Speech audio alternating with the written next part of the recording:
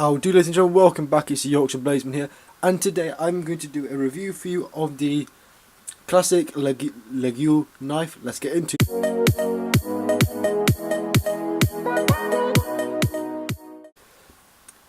So today I'll be reviewing, as I said before, the Laguiole French traditional knife. It's the first Laguiole I ever have, and it's not the best quality one. It's one of Laguiole's cheaper models, but when I was on holiday, I saw one in the city of Évora in Portugal, and I thought, why not buy one? It cost me about 35 euros, I believe. 35 euros. So I thought, why not pick it up, as it'd be a nice thing to add to the collection. So before I go into the knife itself here, let's go over a bit of information, as the French would say, over the Laguiole, or Laguiole, I don't know how you pronounce it, knife.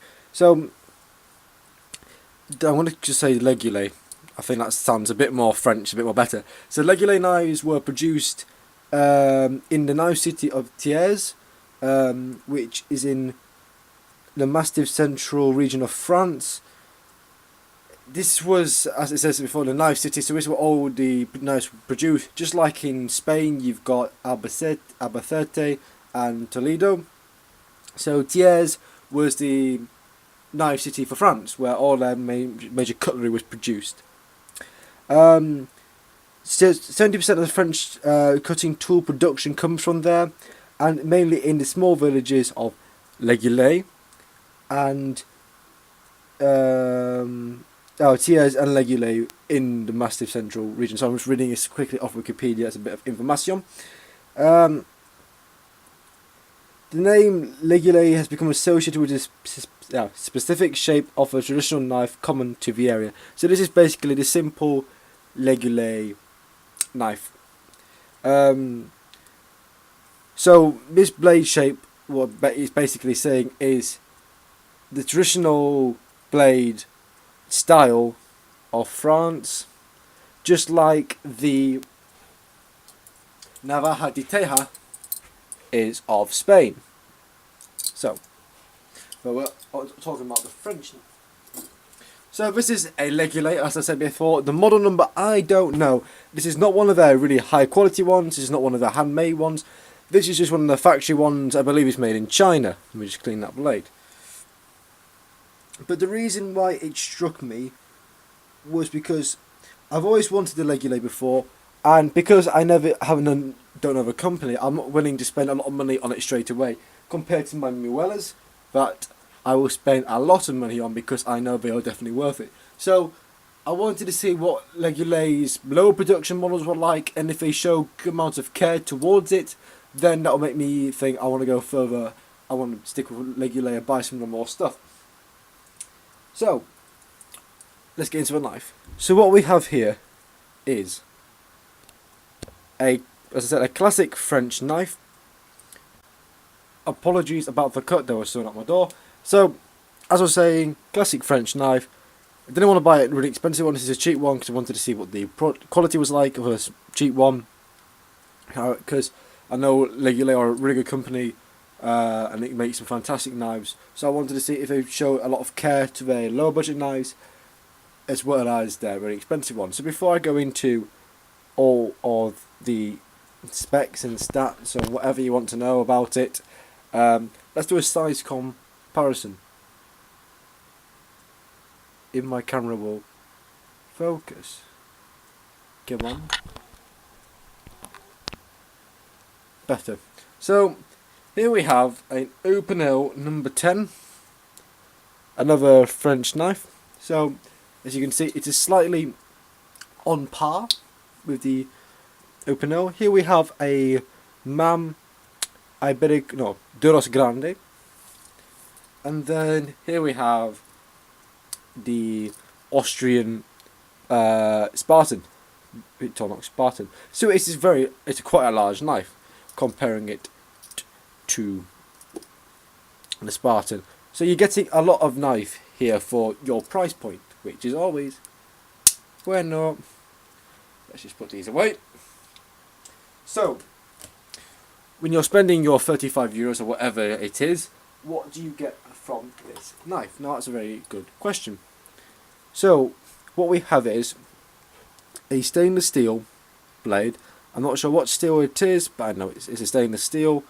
You have Laguiole imprinted onto the blade with the B logo on as well. We have a nice clip point blade with a very nice satin finish with a convex grind with a nice sweeping motion. Oh, on the handle we have the B or fly on here, and some nice decorative pattern running along the spine of the blade. A nice floral pattern, not floral, but it reminds me of a plant of some form. I don't know if that's what it's meant to be, but that's what it appears to me. So we have steel bolsters and steel brass tap end and top end, whatever you call this, I don't know. The wood I'm not sure of, but I know that it is painted red here. Just the little decorative pattern, and it's a darker red on this side. I'm not sure if that was meant to be the case. I didn't realise that until I bought it, took it out and was using it. When I picked it up, I thought that this was the colour of all the handle scales because it was like this, and it was not. But I don't really care, it's a nice little contrast. So as I said, we have a slip joint. So we have a nice and reassuring thud when we close the blade, and when we open it, there's not a very loud thud, but it's not a very strong spring, as we can see. We have a very nice thin design where it is thick at the top, around 3/4 of the way at the top, and then thins out very nicely at the bottom, like so. I will do a stats on the specs of how long it is, but it's a very nice slimline thing to have in the pocket. But as you can see, it is also quite a big knife, even when close, if we compare it to the MAM. It's just a slight bit bigger. So without further ado, the most important thing, let's go as the specs of it, because that's what we all want. Because, as you probably can tell by looking at it, this is not a UK legal knife, because it's too big. And that is what she said. So, get my ruler out, trusty ruler. The overall length of this knife is about 21.5 centimeters. The handle length is 11.5 centimeters, and that's equivalent to the close length as well. And the overall blade length is from the tip to the handle end is about 10 centimeters. So this is a fairly substantial knife. The handle thickness, which is the thickest point, is here, which you would expect it to be. Let me just clean my ruler. Is 1.6 centimeters wide. The blade length at its max is 0.2 millimeters.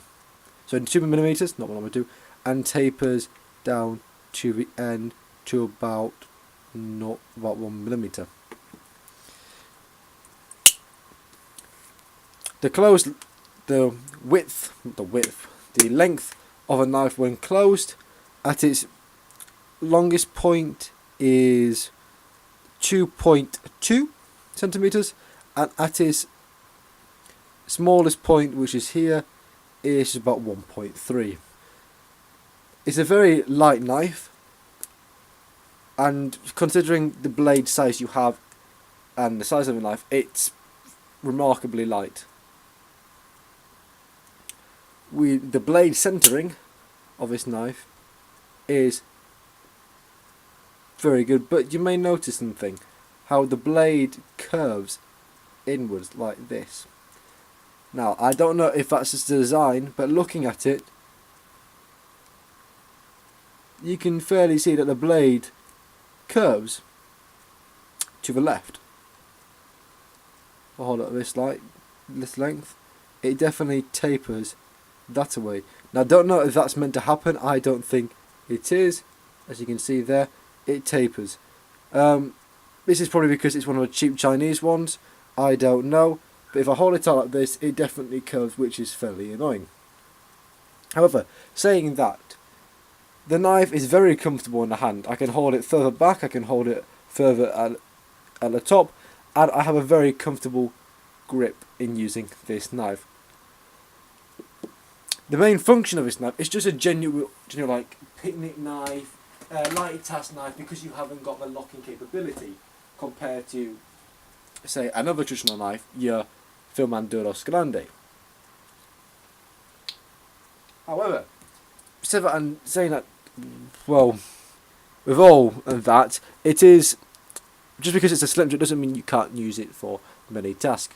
When I look at this knife, this would be a picnic knife I would take out where I've got a rough blade length, or if I'm going to do it for some light tasks. So, what I reckon, this is going to be a quick review. It's, to the point. It's not going to be a really long one. I hope I might say this and it would be like 30 minutes long, but it's just a basic information because it's a basic, simple knife that looks really nice for the price, and it's a nice thing to have for the collection if you like collecting traditional knives.